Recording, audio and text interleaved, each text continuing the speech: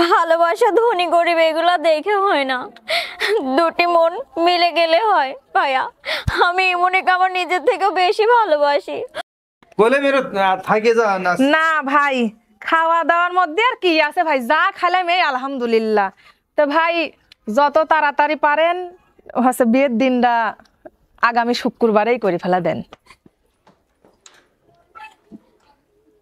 ওই তাহলে আগামী শুক্রবারে বিয়ের দিনটা আমরা ভাই ওইভাবে ঘরে কেটে ঢুকবে। আরে এ নিয়ে আপনি টেনশন করেন না, চলেন আপনাদের আগে আগায় দিয়ে আসি। আসেন। আচ্ছা চলেন। আশা, আশা দরজা খোল।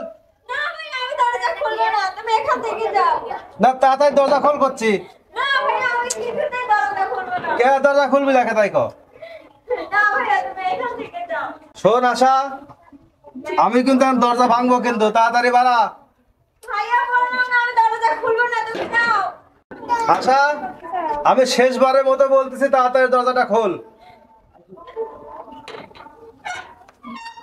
ভাইয়া এদিকে ভাইয়া প্লিজ, আমি ইমনকে অনেক ভালোবাসি, আমি তোমার ভাই বলতে।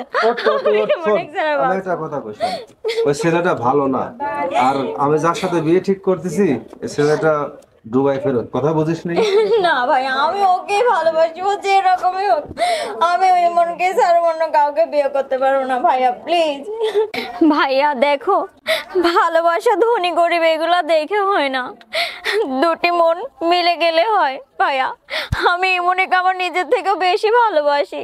ও কেমন, ওর পরিবার কেমন, ওরা কেমন, আমি এই সব কিছু দেখতে চাই না ভাইয়া। আমি শুধু জানি আমি ইমনকে ভালোবাসি ভাইয়া, আমি ওকে ছাড়া কাউকে বিয়ে করতে পারবো। আচ্ছা শোন, আমি বলি, আবেগ দিয়ে কখনো জীবন চলে না, আর ওই ছেলেটার চাল চুলা পর্যন্ত নেই।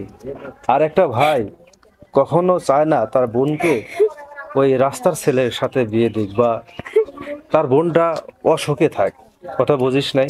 আর আমি যেটা করতেছি ভালো লেগেই করতেছি, তুই এটা রাজি হয়ে যাবো না?